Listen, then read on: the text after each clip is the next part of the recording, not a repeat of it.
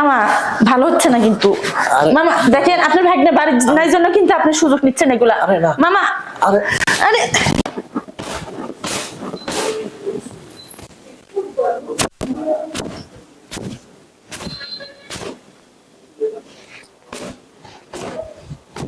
ওর শাড়ি কিচ্ছু শিখলাম না আজ পর্যন্ত, খালি জামাইয়ের ভাত খালি এমনি এমনি খাওয়াই শিখলাম। ও হইছে। ও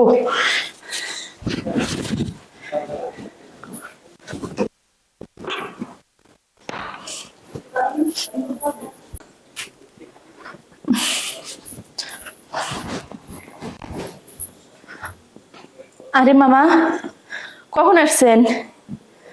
তো কথা বলেন না মামা। আপনি ঠিকঠাক আছেন তো? আপনার শরীর সুস্থ আছে? সবই ঠিক আছে, আমি তো আইছি অনেকক্ষণ ধরে। তো আপনি এসে কোনো কিছু বলা নেই কওয়া নেই, হুটহাট করে এসে বসছেন। না আমি আসছি মানে হঠাৎ করে চলে আসলাম। তো ভাগনা নাই শুনলাম, এক সপ্তাহ লাগে বাইরে গেছে। হ্যাঁ ও তো এক সপ্তাহের জন্য বাইরে গেছে। তা যেহেতু আপনি চলে আসছেন তাইলে কি আপনি বসেন, আমি খাওয়ার দাওয়ার ব্যবস্থা করি। থাকবেন না চলে যাবেন? আরে না, খাওয়ার দাওয়ার লাগবে না, ঠিক আছে বসি। আচ্ছা বলেন। ওইখানেই বসতেন। না বৌমা, মানে তুমি তো বাথরুমে দরজাটা লক করার কথা ভুলে গেছিলে।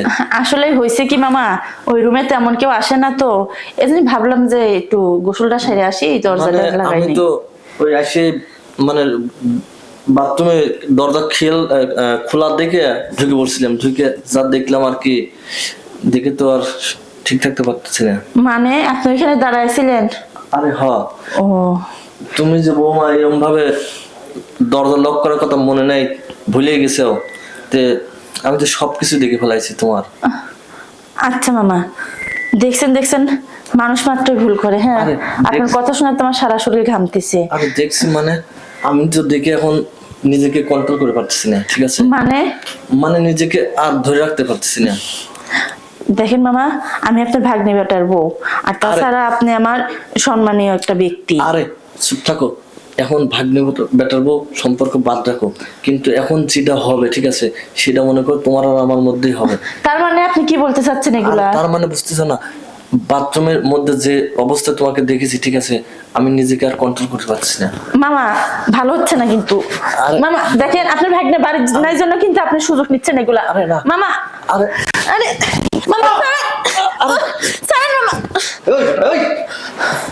আরে তুই এখানে, আমি এখানে কেন বসছ নাই? হ্যাঁ এই বাড়ির আমি নুন খাইছি, তাই এই বাড়ি গুণ গাইতে আইছি। তোর কত বড় সাহস! হ্যাঁ আরে তুই ম্যাডামের দিকে তোর তুলে তাকাইছিস না? ম্যাডামের ইজ্জত দিকে তাকাইছিস, একদম মাইরে ফেলাম ম্যাডাম। আরে তুই এরকম ভাবে হঠাৎ করে চলে আসবি, দরজা লক করে আসবি না? দরজা লক করে আসবো না? দরজা লক করে আসবো আর তোর সুবিধা হয়, আর ওই সাইডে থেকে বেরোতে আসবি। আরে দেখ, যা দেখছিস তোর আর আমার মধ্যে কিছু লেনদেন হয় না, তাই না? লেনদেন ওই দাদা, যদি লেনদেন করতাম না তাহলে অনেক আগে করতে পারতাম, কথা বুঝছোস? এর আগে যেভাবে চাকরি করতাম না, ওই ম্যাডাম আমার খুব উস্তাদ দিছে, ওই ম্যাডামের মুখে থু মেরে চলে আসি। আর তুই আমার লেনদেনের কথা কইতাছস? এই তার মানে তুই হইতাছস, তার মানে তুই সৎ, বুঝছ না? দিয়ে কাজ হবো না টাকা দিয়ে। তুই এনে বুঝছ না? হ্যাঁ তোর যে মামা আমার যে সাহেব, এই বেটা দিনের পর দিন কষ্ট করতেছে। হ্যাঁ তুই তার মামা শব্দের তো জানোস? তুই দিয়া মা তার একত্রিত করলে তারে কয় মামা। দেখ আমার ভুল হয়ে গেছে, আসলে আমি ওই সময় ঠিক ছিলাম না। তোর ভুল আমি ছুটাইতেছি। ম্যাডাম আমি যা কম আপনি মান্য লইবেন। হ্যাঁ আমি মাইনে নেবো, কারণ যে আমার ইজ্জতের পর হাত দিছে তাকে যে শাস্তি তুই দিবি আজকে তোর পরে আমি ছেড়ে দিলাম। মনে কর আমি তোর ছোট বোন, আর তুই সেই হিসাবে বিচার কর। আর দেখো বৌমা, তুই তোর এই অপবিত্র হাত দিয়া ম্যাডাম আর স্পর্শ করবি। হায় আমার লোকে, আজকে তোরে বুঝামু যে নারী জাতির গায়ে হাত দিলে কতটা শাস্তি ভয়ঙ্কর। চল আমার লোক। ম্যাডাম আপনি আহেন। যাকে আমি বাবার মতো দেখতাম, স্বামীর মামা, সে কিনা আজকে কি করতে লাগছিল আমার সঙ্গে।